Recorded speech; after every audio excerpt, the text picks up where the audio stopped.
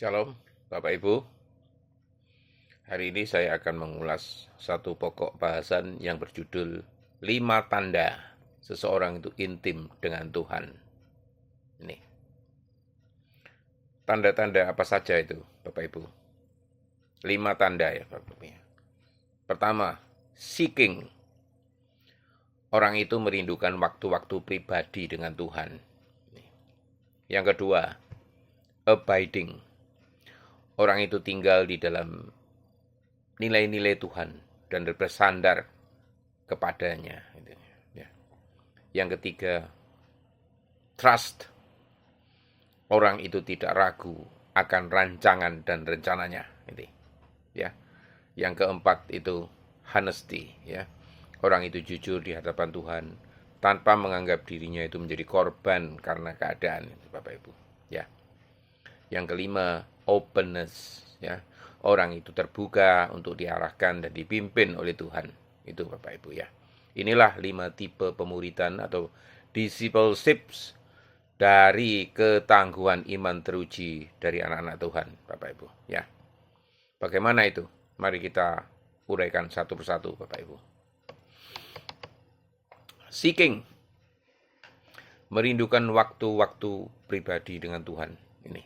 Ya, ini bukan proses sehari dua ya Bapak Ibu ya. Bukan jatah seminggu satu kali ya. Setiap hari Minggu atau seperti disiplin minum obat ya 3 kali sehari 1 sendok iman Bapak Ibu, bukan ya Bapak Ibu ya. Ini adalah komitmen yang mendarah daging yang justru menyisihkan kedagingan dan mengedepankan Tuhan di dalam segala tindak laku kehidupannya. Ini Bapak Ibu ya. Galatia 2 ayat 20 menyatakan, namun aku hidup, tetapi bukan lagi aku sendiri yang hidup, melainkan Kristus yang hidup di dalam aku. Dan hidupku yang berkehidupan sekarang di dalam daging adalah hidup oleh iman di dalam Anak Allah yang telah mengasihi aku dan menyerahkan dirinya untuk aku. Itu, Bapak Ibu. Ya. Roma 14 ayat 7-9 juga menyatakannya. Sebab tidak ada seorang pun di antara kita ya yang hidup untuk dirinya sendiri ya, dan tidak ada seorang pun yang mati untuk dirinya sendiri, Bapak Ibu ya. Sebab jika kita hidup untuk Tuhan, dan jika kita mati untuk Tuhan. Jadi baik hidup atau mati, kita adalah milik Tuhan ya. Sebab untuk itulah Kristus telah mati dan hidup kembali, supaya dia menjadi Tuhan, baik atas orang-orang mati maupun atas orang-orang hidup. Ya. Filipi 1 ayat 21 juga menegaskannya, karena bagiku hidup adalah Kristus dan mati adalah keuntungan. Ya.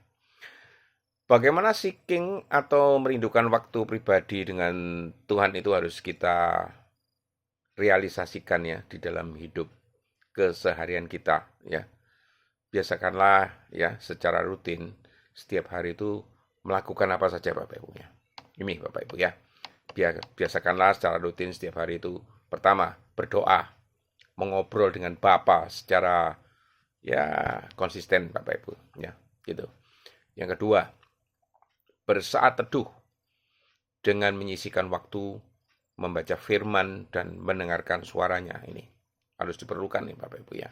Yang ketiga, mengangkat pujian dari dalam hati dengan sepenuh jiwa. Ini ya. Keempat, dating with God ya. Membangun keintiman dengan Tuhan. Bukan cuma mengingatnya setiap hari, tapi juga mengalaminya setiap saat Bapak Ibu ya. Yang kelima dan terakhir inilah berpuasa Bapak Ibu ya. Menahan diri demi fokus kepada Tuhan itu ya. Akhirnya Mazmur 63 ayat 2 berkata, ya Allah, Engkaulah Allahku. Aku mencari Engkau, jiwaku haus kepadamu ya. Tubuhku rindu kepadamu seperti tanah yang kering dan tandus tiada berair. Ini Bapak Ibu ya. Pokok bahasan yang kedua Bapak Ibu, abiding. Tinggal di dalam nilai-nilai Tuhan dan bersandar kepadanya. Ini penting ya Bapak Ibu ya. Banyak orang yang bilang, lakukanlah dulu segala sesuatu dengan sepenuh kemampuan dirimu, ya toh. Kalau sudah mentok ya, barulah minta kepada Tuhan ya. Jangan merecoki Tuhan untuk hal-hal yang kecil dan tidak berarti. Betul itu Bapak Ibu. Kalau begini ya Bapak Ibu ya, Tuhan dianggap sebagai prioritas kedua ya.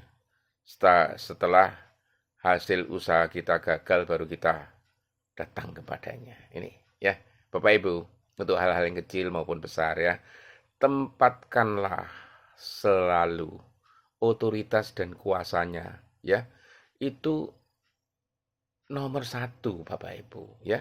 Jangan halangi kuasanya itu dibalik keyakinan kemampuan pribadimu sendiri. Itu ya. Dari hal kecil dia merancang sampai ke yang lebih besar, bahkan terbesar Bapak Ibu ya. Tidak secuil pun ya, kemungkinan kita itu berarti dibandingkan dengan kuasanya yang terkecil sekalipun Bapak Ibu. Itu ya. Efesus 1 ayat 20.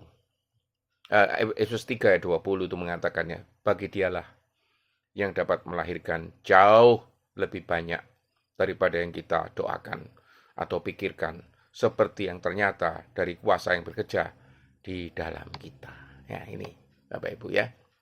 Nah, Lukas 1 ayat 37, sebab bagi Allah tidak ada yang mustahil itu. Dan 1 Petrus 5 ayat 7, serahkanlah segala kekhawatiranmu kepadanya ya, sebab ia yang memelihara kamu gitu. Di Amsal 18 ayat 3, serahkanlah perhatianmu kepada Tuhan, maka terlaksanalah segala rencanamu. Itu Bapak Ibu ya. Di dalam Mazmur 55 ayat 23 juga dibilang ya, serahkanlah khawatirmu kepada Tuhan, maka ia akan memelihara engkau. Tidak untuk selama-lamanya dibiarkannya orang benar itu goyah, Bapak Ibu. Ya, ada jaminan atau garansi untuk penyertaannya, Bapak Ibu. Ya, ini Allah yang berkata sendiri di dalam Mazmur 55 ayat 23 tadi. Ya, maka apa yang harus kita lakukan, Bapak Ibu? Pertama, mengakar kuatlah di dalam firman. Baca dan pikirkan firman itu setiap hari, Bapak Ibu. Ya. Turutilah perintahnya di dalam firman-firman tersebut sebagai tanda kasih ya. Bukan sebagai pernyataan melakukan saja. Ingatlah selalu dalam kasih, Bapak Ibu. Ya. Ketiga, hadirkanlah buah-buah roh di dalam kehidupanmu sehari-hari. Ya. Yang keempat, maafkanlah yang bersalah kepadamu tanpa harus mereka itu meminta maaf kepadamu. Itu ya. Bantulah dengan sepenuh kemampuan jika ia membutuhkan pertolonganmu, tanpa ia terlebih dahulu meminta padamu. Itu Bapak Ibu ya. Berilah contoh hal-hal yang baik bagi siapa saja ya. Biarpun itu adalah bagi orang-orang yang tidak percaya pun ya. Yohanes 15 ayat 1 sampai 8 intinya berkata, akulah pokok anggur dan kamu adalah ranting-rantingnya. Jika kamu tinggal di dalam aku dan aku di dalam kamu, kamu akan berbuah banyak. Ini Bapak Ibu ya. Nah, pokok bahasan yang ketiga Bapak Ibu ya, trust. Tidak ragu akan rancangan dan rencananya. Ini. Bapak Ibu belum pernah merasakan indahnya hasil dari rasa percaya dan berserah kan? Ya, lakukanlah dengan sungguh-sungguh coba ya. Jangan juga dengan sepenuh hati ya Bapak Ibu ya, maka Bapak Ibu akan melihat dan merasakan sendiri ya, betapa surga itu sudah ada di depan mata Bapak Ibu ya. Tidak ada keindahan rasa hati melebihi rasa percaya dan berserah kepada Allah ini Bapak Ibu ya. Mazmur 37 ayat 5 mengatakan, serahkanlah hidupmu kepada Tuhan dan percayalah kepadanya dan ia akan bertindak Bapak Ibu ya. Amsal 3 ayat 5-6 juga mengatakan, percayalah kepada Tuhan dengan segenap hatimu dan janganlah bersandar kepada pengertianmu sendiri. Akuilah dia di dalam segala lakumu, maka ia akan meluruskan jalanmu. Itu Bapak Ibu. Ya. Bagaimana mengakui dia dalam segala lakumu itu? Jika kamu melakukan segala sesuatu dengan kasih, itulah pengakuanmu akan kasihnya yang menjadi teladan bagimu dan bagi orang yang kamu kasihi juga. Itu Bapak Ibu ya. Maka supaya tetap tinggal di dalam nilai-nilai Tuhan, apa yang harus Bapak Ibu lakukan? Pertama, mengakar kuatlah di dalam firman. Itu. Yang kedua, turutilah perintah-perintahnya sebagai tanda kasih. Kasih lagi Bapak Ibu. Ya. Yang ketiga, hadirkanlah buah-buah roh di dalam kehidupanmu sehari-hari. Ini penting Bapak Ibu ya. Matius 5 ayat 16 mengatakannya. Demikianlah hendaknya terangmu bercahaya di depan orang, supaya mereka melihat perbuatanmu yang baik dan memuliakan Bapamu yang di surga. Itu. Yang keempat Bapak Ibu, honesty.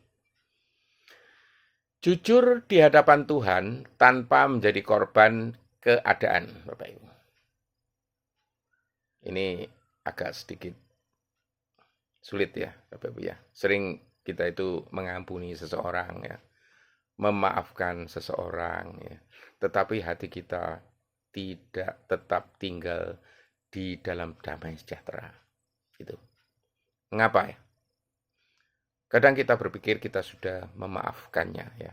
Tetapi kita masih menyingkirkan perbuatannya yang jahat terhadap kita. Ini Bapak Ibu ya.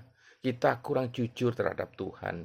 Bagaimana kita benar-benar bisa mengampuninya apabila akar kepahitan tidak benar-benar terkikis habis dari hati kita yang terluka, Bapak Ibu. Kita berdalih sebagai korban dari keadaan. Meski sudah mengampuni, hati kita itu masih terluka, belum kering, Bapak Ibu ya. Masih masih ini maksudnya itu memberikan, masih merasakan, masih membekas Bapak Ibu ya. Berdoalah kepada Tuhan Bapak Ibu ya. Kejujuran yang paling sulit sekalipun harus dimungkinkan dan diusahakan ya, untuk membuang seluruh akar kepahitan itu. Karena di akar inilah tersembunyi segala muslihat si iblis Bapak Ibu ya. Efesus 4 ayat 31 mengatakan segala kepahitan, kegeraman, kemarahan, pertikaian dan fitnah hendaklah dibuang dari antara kamu. Demikian pula segala kejahatan itu ya. Ibrani 12 ayat 15 juga mengatakan jagalah supaya jangan ada seorang pun menjauhkan diri dari kasih karunia Allah ya, agar jangan tumbuh akar yang pahit yang menimbulkan kerusuhan dan yang mencemarkan banyak orang. Inilah langkah-langkah yang tepat untuk melakukannya. Bagaimana? Bagaimana langkah-langkah itu untuk mengatasinya Bapak Ibu? Ini Bapak Ibu ya. Pertama, akuilah semua pergumulan dan keraguan di hadapan Tuhan. Perlu jujur kita, tanda terbuka ya. Bawalah semua beban pergumulanmu ya ke kaki salib Yesus ya, supaya punah semua akar kepahitan yang masih tinggal. Ini penting sekali Bapak Ibu ya. Mazmur 139 ayat 23 dan 24 menyatakan, selidikilah aku, ya Allah, dan kenalilah hatiku. Lihatlah, apakah jalanku itu serong, dan tuntunlah aku di jalan yang kekal. Itu Bapak Ibu. Ya. Yang terakhir Bapak Ibu, openness. Keterbukaan yang diarahkan dan dipimpin oleh Tuhan. Ini penting. Ya. Ini dasarnya percaya dan berserah tadi. Gitu. Keterbukaan ini menjadi mungkin bagi kita ya. Biar kita terus dipimpin dan diarahkan oleh Tuhan. Karena kita tahu di dalam tangannya ada keselamatan kekal Bapak Ibu ya. Galatia 5:25 mengatakan jikalau kita hidup oleh roh, baiklah hidup kita juga dipimpin oleh roh. Itu ya. Di dalam Roma 8 ayat 14. Semua yang dipimpin oleh roh Allah adalah anak Allah. Ini ya. Hal ini dipertegas juga di Roma 8:36 ya. Roh itu bersaksi bersama-sama dengan roh kita bahwa kita adalah anak-anak Allah. Maka pertama, bersedialah dipulihkan dan dipimpin oleh firman. Gitu. Kedua, dengarkanlah arahan orang-orang yang takut akan Tuhan. Sebab sekali lagi, seperti kata Roma 8 ayat 14 tadi, semua orang yang dipimpin oleh roh Allah, mereka itulah anak-anak Allah, Bapak Ibu. Akhirnya Bapak Ibu, Yesaya 41 ayat 10 itu berkata, janganlah takut, sebab aku menyertai engkau. Janganlah bimbang, sebab aku ini Allahmu. Aku akan meneguhkan, bahkan akan menolong engkau. Aku akan memegang engkau dengan tangan kananku yang membawa kemenangan. Amin. Puji Tuhan Bapak Ibu. God bless you all. Amin.